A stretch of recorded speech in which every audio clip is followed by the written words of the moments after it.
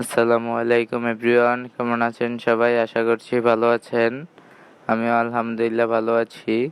তো আজকে আমরা চলে আসলাম আমাদের খামারে। এখানে দেখতে পাচ্ছেন সুরকি এবং বালু রাখা আছে। তো আজকে আমাদের এই খাঁটি এগ্রো অ্যান্ড ক্যাটেল ফার্মে এইখানে কয়েকটি খাম্বা বানানো হবে। তো এখানে রড সোজা করা হচ্ছে এবং রড কাটা হবে একটু পর। তো সেটা ইনশাল্লাহ আজকে দেখাবো আপনাদের। তো এখানে আমাদের 10টার মতো খাম্বা বানানো হবে, সেটা দেখাবো একটু পর। তো এখানে রড কাটা হচ্ছে।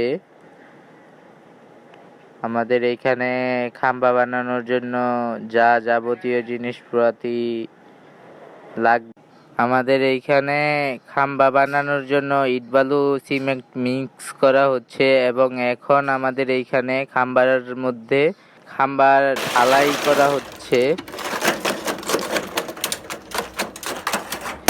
এখানে আমাদের প্রায় অর্ধেক খাম্বা ঢালাই দেওয়া হয়ে গেছে। তো দেখতে থাকুন শেষ পর্যন্ত। এই সাইড অর্ধেক দেওয়া শেষ হয়ে গেছে, এখন উপরের সাইড থেকে মিলানো হবে।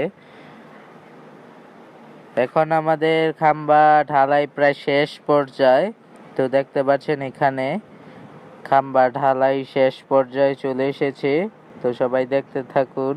এইখানে শেষ পর্যায়ে কাজ শেষ করে একদম উপর থেকে একটা ফিনিশিং দেওয়া হবে খাম্বা, যেহেতু এই খাম্বা দিয়ে ঘর তোলা হয়। এখানকার কাজ প্রায় শেষ, এখন পুরো খাম্বা ফিনিশিং দেওয়া হবে। তো আজকের ভিডিও আর বড় করলাম না। ভিডিওটি ভালো লাগলে লাইক দিবেন, ভালো না লাগলে কমেন্টে জানাবেন। সবাই ভালো থাকবেন, সুস্থ থাকবেন। আসসালামু আলাইকুম রাহমাতুল্লাহি ওয়া বারাকাতুহু।